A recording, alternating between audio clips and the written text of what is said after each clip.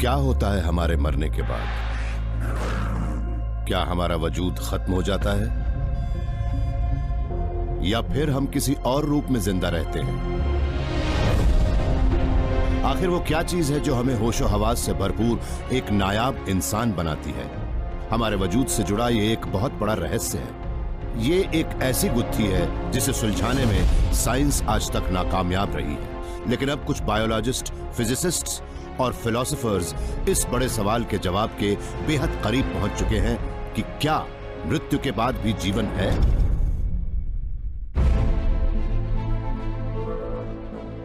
Space, time और खुद जिंदगी, ब्रह्मांड के रहस्य हम जानेंगे through the worm hole.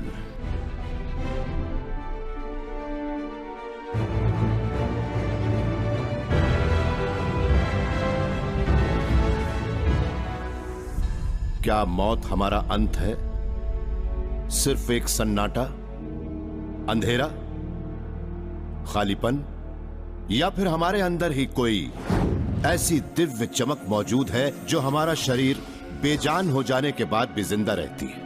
Philosophers और साइंटिस्ट्स हजारों सालों से इस सवाल से जूझते आ रहे हैं। यह एक बहुत बड़ा रहस्य है जिसका सामना आज नहीं तो कल हमें करना ही पड़ेगा। एक सुबह जब मैं 6 साल का था, मेरी दादी नींद से नहीं जागी, न उस दिन न उसके बाद कभी। यह मौत के साथ मेरा पहला तजुर्बा था। मेरी समझ में नहीं आया कि ऐसा कैसे हो सकता है कि कल तक तो वो थी लेकिन आज वो नहीं है। क्या वो हमेशा के लिए जा चुकी थी या फिर अब भी वो किसी रूप में जिंदा थी? हिंदू, क्रिश्चियंस और मुस्लिम्स ये मानते हैं कि अच्छे लोग स्वर्ग में जाते हैं और बुरे लोग नरक में। कुछ धर्मों के मुताबिक मरने के बाद इंसान एक और बेहतरीन दुनिया में प्रवेश कर जाता है या फिर इसी दुनिया में दोबारा जन्म लेता है। लेकिन इन सब बिलीफ्स में एक ही चीज कॉमन है और वो ये कि हमारा शरीर सिर्फ हमारी आत्मा का एक चोला है और आत्मा अमर है।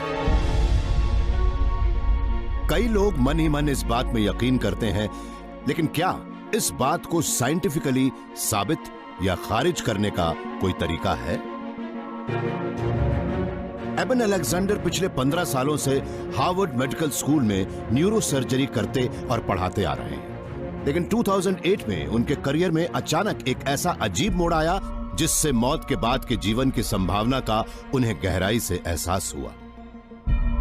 वो एक बहुत ही रेयर बीमारी बैक्टीरियल मेनिंजाइटिस के शिकार हो गए और गहरे कोमा में चले गए। मेरे ख्याल से अगर आप इंसानी मौत का एक बेहद करीबी एक्सपेरिमेंटल मॉडल देखना चाहते हैं तो मेनिंजाइटिस से बढ़िया कोई और मॉडल हो ही नहीं सकता, क्योंकि ये बीमारी आपके दिमाग की पूरी बाहरी परत पर जबरदस्त हमला बोलती है। ये मेरी खोपड़ी की कुछ हॉरिजॉन्टल इमेजेस हैं और आप देख सकते हैं कि मेरे दिमाग की बाहरी परत पूरी तरह से पस से ढकी हुई है। ये सारे बैक्टीरिया सारा ग्लूकोज चट कर चुके हैं और अब सिर्फ मेरे ब्रेन सेल्स बचे हैं जिनका सफाया होना बाकी है। इसलिए मेरा पूरा नियोकॉर्टेक्स यानी दिमाग का वो हिस्सा जो हमें इंसान बनाता है पूरी तरह से बंद हो चुका है। 7 दिन की एक तरह की दिमागी मौत के बाद आखिर अलेक्जेंडर कोमा से बाहर आए। ये एक चमत्कार ही था कि महीने भर में वो फिर से पूरी तरह ठीक हो गए। लेकिन जब वो कोमा में थे तब उनके साथ कुछ हुआ था। मुझे याद है शुरू में जब मैं गहरे कोमा में था तब मुझे कैसा महसूस हो रहा था। उसे मैं कभी कभी दुनिया का अर्थवर्म आई व्यू भी कहता हूँ। कुछ भी साफ नहीं था, धुंधला सा, ब्राउन रेड ब्लैक सा। मुझे अच्छी तरह याद है, मुझे ऐसा लग रहा था मानो मेरे सिर पर जड़ें उगाई हूँ और मैं बहुत लंबे समय से वहां पर हूँ। मुझे कुछ याद नहीं था, ना अपनी जिंदगी, ना कोई शब्द। मेरी आवाज जा चुकी थी। आईसीयू रूम में मेरे इर्द गिर्द क्या हो रहा था मुझे कुछ भी याद नहीं। और फिर इस सब के बीच अचानक मुझे धीमा धीमा संगीत आकार लेता नजर आया।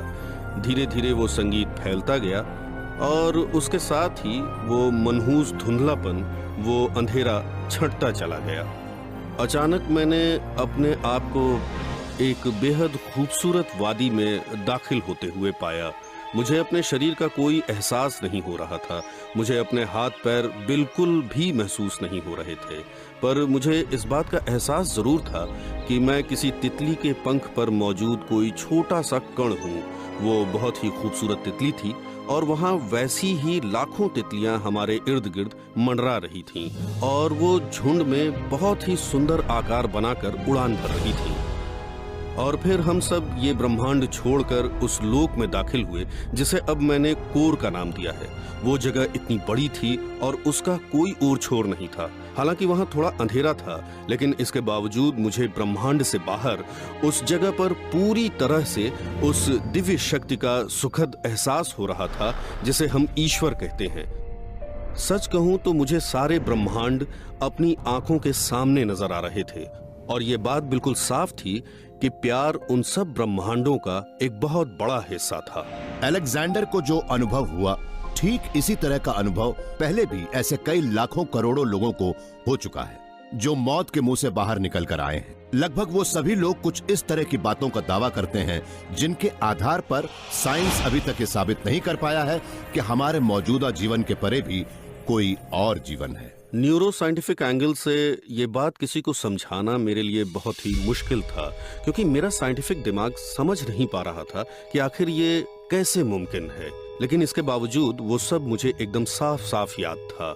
मैंने न्यूरोफिजियोलॉजी और न्यूरो एनाटॉमी से रिलेटेड कई मॉडल्स तैयार किए, लेकिन दिक्कत ये है कि उनमें से किसी से भी मुझे ये जान पाने में खास मदद नहीं मिली कि इस एक्सपीरियंस के बाद मैं जिन इतनी साफ यादों के साथ वापस लौटा था वो मेरे मन में आखिर कहां से आईं। और इसके बाद मैं इस नतीजे पर पहुंचा कि मेरे साथ जो कुछ भी हुआ था उसका कोई भी क्लियर न्यूरोफिजियोलॉजिक एक्सप्लेनेशन नहीं है।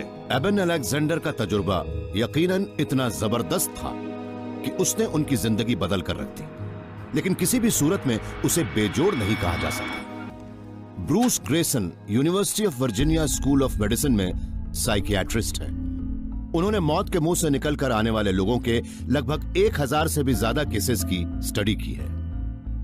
मौत की चौखट से जिंदा लौट कर आने वाले ज्यादातर लोगों का एक्सपीरियंस लगभग एक जैसा होता है। उन्हें बेहद शांति और सुख का एहसास होता है। उन्हें लगता है कि उन्होंने शरीर छोड़ दिया है।